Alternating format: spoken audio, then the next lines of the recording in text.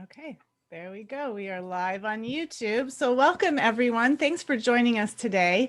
This is a session of one of our new programs called Aging in Place Education by NAIPC members. And this is all featuring our members that are sharing their knowledge and wisdom. So today we have Ryan, who is a friend of mine, my podcast co-host, and also chair of the Massachusetts chapter. And he's going to talk to us a little bit about COVID and the future of senior housing, senior living. So thank you, Ryan, for joining us today. I'll turn it over to you. If anyone has questions that's watching on YouTube, because I know we're broadcasting it live on there, you can send us a note to tara@taraballman.com, and I will be sure to pass along any questions to Ryan. Or if you're watching a repeat of this and have questions for anyone, you can still use that email address and we will make sure your question gets answered. So thanks, Ryan. It's all yours. All right. Thank you so much, Tara. I will share my screen and just making sure you can see my screen, and I will present, do the presentation. So can you see that fine, Tara? Perfect. So this is a representation of what I believe the world is about. It is about a pendulum swinging back and forth. And when something goes too far in one direction, it inevitably needs to even out and reverse course and swings back in the other direction. And this topic is a lot about what's going on and what I'm seeing in senior care. And at the end, you'll realize that my main concern and my main focus is on nursing facilities, but we are going to talk about home care, home services, and of course, assisted living. So the pendulum swings back, swings back and forth. And we've seen this happen time and time again. I am in the Boston area, so you will have to forgive me for one of my examples. But first we have this guy. I don't know if you recognize him. He was very rich. He was very successful, unfortunately stealing people's money. Bernie Madoff made a career, and the pendulum was swinging in one direction pretty hard, but the pendulum swings back and corrects itself over time. And I'm sure he passed away recently, but I'm sure he was wishing he hadn't done all those horrible things to people when he was sitting in prison. A more friendlier example is this guy right here, my boy, Tom Brady. You know, the pendulum was swinging with the Patriots, right? We won all those Super Bowls. Things were going great. We had a great coach. We have a great coach. We had a great quarterback, and pendulum swinging a little bit in a different direction these days. So a lot of people up in New England are wondering, is that pendulum swung back and we're going to be, 20 years of a barren desert of bad football? We'll see. But again, the pendulum goes back and forth. So before I get into the presentation, a little bit about me. My name is Ryan McEniff, as Tara had mentioned. Tara and I do the podcast for the NAIPC called Conversations with Tara and Ryan. You should listen to that. But I also run a home care company. This year is actually my 10th anniversary running and owning Minute Women, which is pretty incredible. I didn't run it into the ground, so I'm pretty happy about that. I didn't pull the Suez Canal. I didn't run the ship into the ground and block everything and cause issues. But what we do with home care, if you're not familiar, and I won't spend much time on it, is that we work with urgent needs. We do 24-hour care. People that are coming out of a hospital that are going home that can't live at home on their own for whether it's a few weeks or a few months, we provide those aids. Minute Women is located in Lexington, Massachusetts, which is known for the Revolutionary War, and we've been in business for 50 years. So the name Minute Women, everybody kind of wonders. Not too many people ask, but I know everybody wonders, what does a big burly guy have Minute Women as the name of their company? So Minute Man was what is known for this area, and my aunt started this company and said instead of calling Minute Man, she'd call it Minute Women because it was a woman-owned company.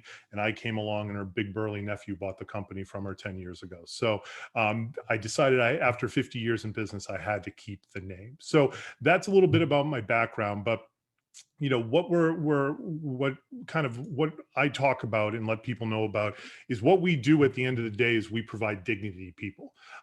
This is my mom, this is my dad, and myself in Colorado, taking a picture. And the reason I got into home care was because of my mom.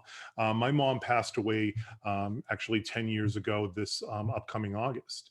And she passed away and she got cancer. And basically what had happened, they had moved down to Florida and I had moved out to Colorado to drink lots of beer and go snowboarding and have fun.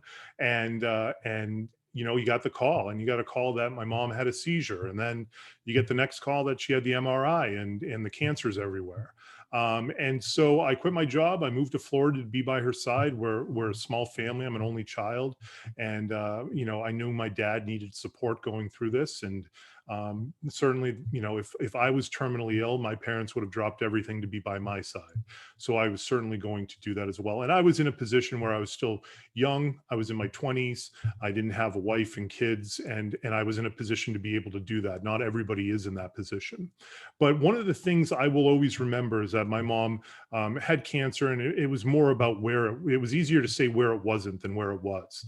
And that might be a blessing in disguise, that you don't know until near the end that you have cancer, rather than knowing for a year or 2 years. I guess you can look at that through different lenses if you like, but I look at it as a good thing that we didn't know. But one of the things my mom always said was, it's obviously terrible that I'm going to die from cancer, but that this is going to catch up to you. She was a heavy smoker, and she knew that her number was likely going to be called one day. She was realistic about that. Was hoping it wasn't going to be as early as 64, but it is what it is. But what she told me was, as horrible as it is to die of cancer, the cancer takes away your dignity. And I've always remembered that when we're caring for people, that, when somebody's bedridden, when somebody's in constant pain, that 1% or 2% of dignity that our aides that can give back, and the people that are watching this, this on YouTube or live or recorded, we're all in the same business of trying to provide dignity to people when people are in their toughest times. And when you can give somebody even 1, 2, or 3% of their dignity back, or ideally more, that's a big deal to them. And I've always remembered that when I was running Minute Women, and still run Minute Women, that's a big thing for the people that we care for. Being able to even just comb your hair on your own, that provides some level of dignity that somebody wants. When you can't do that on your own, you feel it that much more than we are, we think about it right now. So a lot of those things that we help people out with, we take them for granted. And I always will remember my mom saying the dignity, with the cancer taking the dignity, was the big thing that really just, was a kick to the gut for her. So, what I bring that up is just kind of letting you know how I got into this business and what I believe in. And, what I want to talk about today is kind of how COVID is going to change senior care. I preference this saying that I'm in home care. So you could sit here and say Ryan is completely biased because he thinks that home care services are going to explode. And I mean, in a good way, they're going to gain traction. More and more people are going to want home care services. And you could be right. I mean, this is just what I think. I'm one person. This is my opinion, and I could be right. I could be wrong. But anyways, what I'm going to talk about is home care services. And what I mean by that is anything that that helps people in their homes. It doesn't need to be private home care, but it could be, chefs coming in and making meals and things like that. Anything that helps provide services to people, to let them stay in their home. We obviously have the rehabilitation side, and I'm going to go quickly through this because I know most people know about this. But when I do this presentation, not everybody is in the know with how the healthcare system works. We have the short-term side and we have the long-term side. Long-term is generally for people with dementia. Short-term is people coming from the hospital and eventually going to be going home within a month. You have the senior living communities. In our area, we have a lot of independents, CCRCs, as well as assisted livings. And then we have certified home services, which are more the Medicare services that help with medical home care. Up here, it's called VNA as well, Visiting Nurse Association, and then hospice and end of life services. So how is COVID going to change these things? Well, you know, one of the things that I've experienced is, have you ever bought a nice car and it was the car that you really wanted? I wish I had this car. I don't. But let's say you did have this car, and you say, hey, listen, I can't wait to buy this amazing fast sports car from BMW. And then you get in the car and you notice almost immediately every other person that's driving the same car on the road. Has that ever happened? It happens to me with every car that I've ever purchased. Like, you immediately notice everybody that has the same car. And so this right here is what I feel like. This is my neck of the woods in the Lexington, Burlington, Massachusetts area. We're about 8 miles outside of Boston. And this is all the assisted livings that are in the area. And so it's a lot when you look at it. And I guess what I'm saying with the BMW is that every time I drive by, I feel like I see another assisted living coming up. And it reminds me of something, again, this is very New England, but they're becoming popular nationwide. It reminds me of all the Dunkin' Donuts we have in this city. You feel like you drive somewhere and there's a Dunkin' Donuts on each side of the intersection. And the reason I bring this up is that I think a lot of people drive by assisted livings and they don't realize what an assisted living is. They don't recognize what it is and who it's for. And so, out of sight, out of mind kind of situation. But in my shoes, I'm always keeping my eye open for new assisted livings or nursing homes or whatever it might be, senior care related industries, just because I'm in that world. I notice every single person that's driving the car that I'm driving, just as I notice every single new community or facility that's being built, because I'm in that world. And I've noticed that quite a bit in the senior housing communities. I think there will be a little contraction. I don't think it will be an outrageous amount, but I think that they've overbuilt. They're building them like Dunkin' Donuts. They're constantly having newer and improved buildings. And part of the problem is that a lot of these assisted livings are in leases. They don't own the actual buildings that they're in. So if they've had contraction, some of them might not be able to leave some of their properties because they're in triple net leases. And with COVID, there have been dropping occupancy rates. They've had major issues with COVID. And I would say that the dementia unit saved many of them, because dementia continued to progress and families felt like they didn't have much of an option. They had to come up with a solution for their loved ones. So those memory care units really helped out. But assisted livings, at least in this neck of the woods, got a lot of bad public relations. And I'm not saying that assisted livings are to blame for this. I mean, they were in between a rock and a hard place. What do you do when your community is based off of a social model where you purposely build small units, small apartment units, so people come out of them and then go into the community and interact? Well, once that social model goes away, basically people are stuck in a 300 square foot apartment. I have a relative that felt like she was in that, kind of locked in her room, and she was allowed to leave once a week or twice a week to throw out the garbage. She had a set time that she could go throw out the garbage, which was mind blowing. We got a lot of business from people that refused to send their parents into an assisted living because they did not want to have them be in a room by themselves for extended periods of time. And they'd rather take the risk of having our aides come in, which there was a risk to that, right? Having anybody come into the bubble is a risk. And they at least could see their loved ones whenever they wanted. So my guess is that there's going to be some contraction. They've obviously had losses in the revenue. That's openly reported, but I would imagine that underperforming communities will probably be consolidated into the communities that are better performing.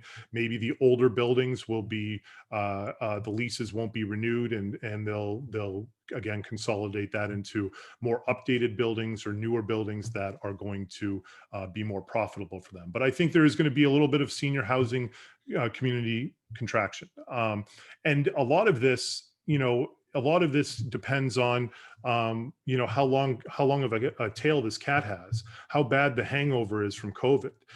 It was funny, Tara and I were talking before we recorded this, that I just got on my phone that Massachusetts is getting rid of all their mask regulations, all regulations regarding COVID, on May 29th, right before Memorial Day weekend. And so What's that going to do? I don't know. But, one of the areas that you have to wear your mask in still is going to be healthcare communities, hospitals, and I imagine nursing homes. And I imagine that's going to flow down to assisted livings as well. And that mask is a reminder of the danger that's out there with COVID. So what is that going to have for assisted livings and nursing homes? Is it going to be in people's minds for a long period of time, or are they going to jump and rush right into moving their loved ones into an assisted living once they've been vaccinated? I don't know, but I think that there will be a bit of a hangover from this.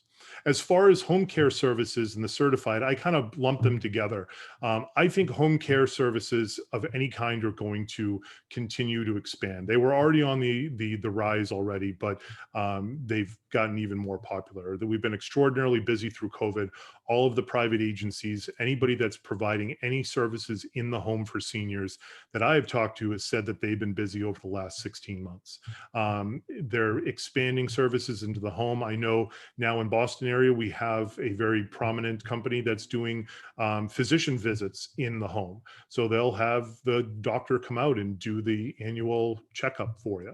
Telemedicine is booming. We know that that was kind of popular, but COVID, was basically put that on steroids and really got it more into the mainstream, that people had to learn about telemedicine if they wanted to communicate with their doctor. The other thing with home care is there's a low barrier to entry. That's a good and a bad thing, right? So anybody can get into providing home services depending on the regulations in your state, but there's a low barrier to entry. So are you going to look at a nursing home or an assisted living where you have to buy or rent a very expensive building, and then you have to staff that building, then you have to get salespeople to fill that building? Or do you have the low costs where you need to make brochures and a website, and then you can start hiring people and hopefully getting billable hours pretty quickly? So I think that's why home care is going to continue to grow. And at the end of the day, we are no longer a manufacturing economy. We're a US economy that is service-based. There's a reason why Grubhub and Uber Eats and all of these businesses over the last 5 to 10 years that have just exploded are providing services to people and saving people time.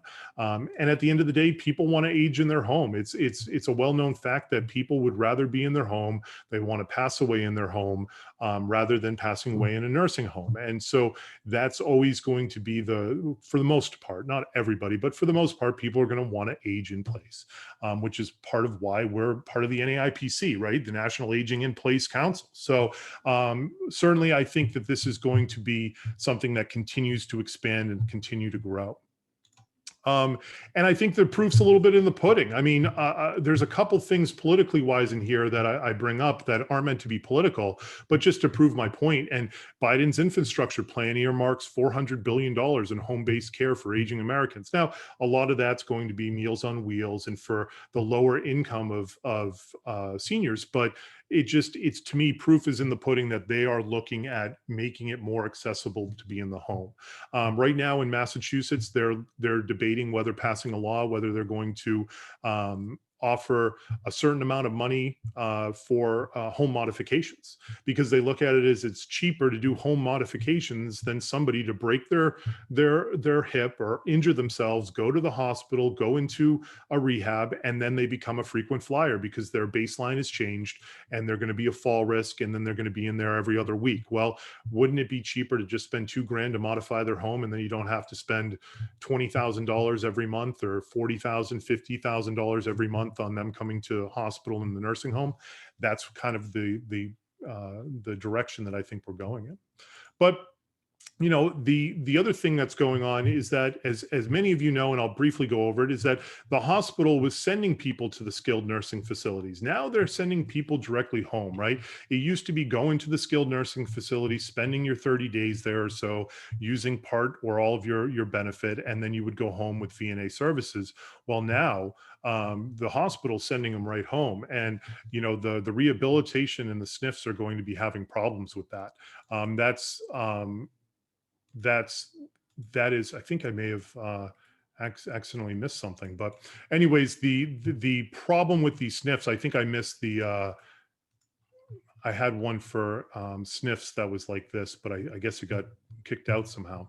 But anyways, that's kind of what's going on with SNFs, is that they're going to be having these problems with the reimbursement. SNFs are, they're having issues. SNFs have lost millions and millions of dollars from COVID. I know that they're going to be having major, I'm trying to look for that. Oh, here it is. So it's a little bit ahead of it. I don't know why it was like that, but it doesn't matter. Basically, they have poor reimbursements. They're having these issues where they're not getting reimbursed enough for the people that are in their nursing home. And so the people that are staying in the nursing home, now that a lot of hospitals are discharging directly to home, are people that are on Medicaid. They're on, or in my world, they're on Mass Health, and they're not being reimbursed enough to keep the nursing homes open. Since those hospitals are discharging from home, that's costing them a lot of money. And in 2020 to 2021, I have the information somewhere if anybody wants a source, but they're expecting there to be $34 billion in losses for nursing homes, and they're expecting 1,800 closures or mergers. And so, you know, in the Boston area, when a nursing home closes, if you're inside of the 495 belt, if you will, you know, that's an inconvenience. But if you're outside of that 495, or you're in a part of the country where your nursing home services a large geographical swath of an area, you might have just been able to go see your parents once a day, or maybe a few times a week, to maybe seeing them once a week, or maybe a few times a month, because you don't have the ability, they're not close by anymore, and you can't see them very easily. You can't drive on the way home. Can't just stop in. It's a true trip to go somewhere. We had this experience in Massachusetts a couple of years ago before COVID hit, where you know, in the south part of Massachusetts, there were like 4 or 5 nursing homes that closed abruptly. They just ran out of money, and it caused panic and chaos because that wasn't a rich area of Massachusetts. And so a lot of these people were like, well, where's my mom or dad going to go? And they found out they were going, you know, 30, 40 miles in a different direction, and they weren't going to be able to see their loved ones very often. So it's going to put a lot of pressure on rehabs and SNFs. And, you know, this presentation more than anything is about rehabs and SNFs and what's going to happen with the amount of closures that are occurring. SNFs had bad PR beforehand, right? Nobody wanted to go to a nursing home for any reason whatsoever. They wanted to be home. But post-COVID, they've had terrible PR. Some of that's rightfully due, some of that's not. In Massachusetts, our governor decided to prioritize hospitals, and he didn't prioritize nursing homes. And because of that, or partly because of that, you know, we had 50% of our losses of COVID came from nursing homes. We all know the disaster that happened in New York, where they were bringing COVID patients back into the nursing homes, and it's its own scandal, and we don't have to go into that. But the decision was made to use the nursing homes in a manner that obviously they shouldn't have been used, and the precautions weren't taken. So now, when seniors are afraid of being left in a nursing home, now they're deathly afraid of being left in a nursing home, because all they've seen for the last year and a half is, if you go to a nursing home, you might die. And that's not a good reputation to have, because we need nursing homes. They're an integral part of the system, of our system that we have with long-term care and with senior care. Because while we're all advocates here for aging in place, which does encompass SNFs, I understand that is part of the National Aging in Place Council. The majority of people are going to want to age in place at home or in their assisted living, which is their home as well. They want to be in one of those 2 places. And so, that is going to be ultimately an issue that happens, because eventually there's a certain percentage of that population that's going to have dementia, that's going to have medically complex issues that are going to be too difficult to handle at home or in an assisted living.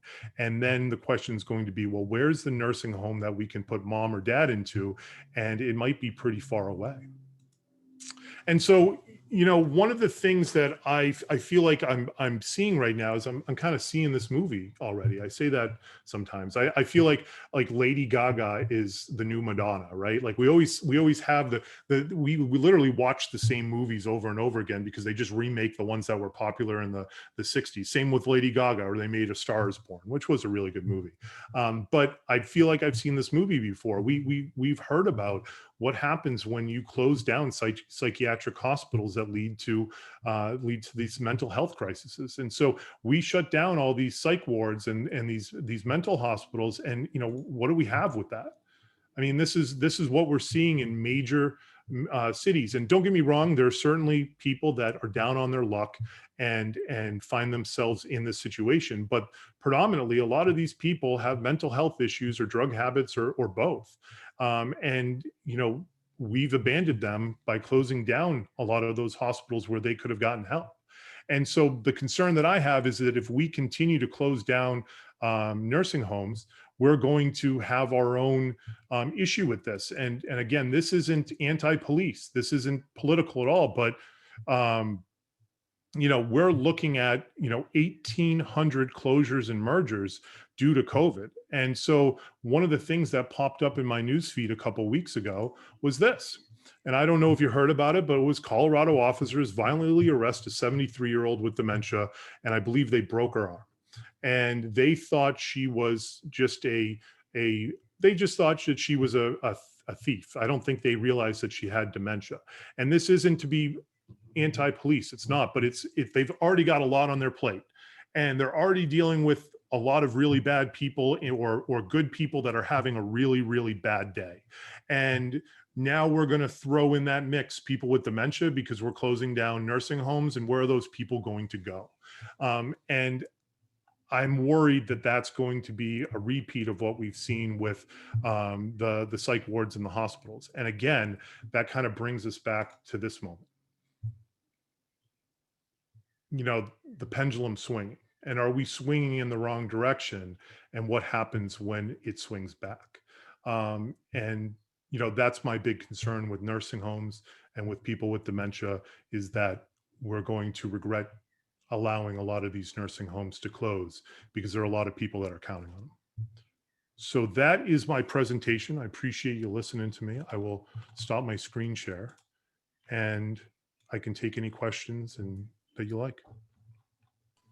Great. Thank you, Ryan. That was great. Really interesting. I did not get any emails come through from the people watching us on YouTube. I see that Deanne joined us here live. Hi, Deanne. I don't know if you're able to talk or not, but just talking about some of the home repair, using money for home repairs, that's something that Deanne and I have talked a lot about. She goes into these homes for one thing and then she finds another, and then it's just like, you know, this avalanche of things that happen, that if we had just addressed something initially with one little thing, we could have saved money and time and tears and everything else. So yeah, it's a whole different way to look at things. And it's very difficult, right? Because it's impossible, using my services as an example. It's very difficult to quantify how many falls we prevented. You know, you can't really do that. So it's difficult to quantify how many falls and home modifications have stopped, but you can do a kind of a post-mortem on the incident or the situation and then say, hell yeah, we could have done this, that, and the other. So it can be hard for families to see that, and that's part of our job, is letting them know and educating them on what could happen and what's the best practice for their loved ones. That is true. Well, thank you, Ryan, for everything. I think that's all the comments, questions we had for today. So thank you for everyone that joined us. We'll keep this presentation up on the NAIPC YouTube channel, this and all the other programs by our members, and hope to see you all at a future event. So thanks, everyone.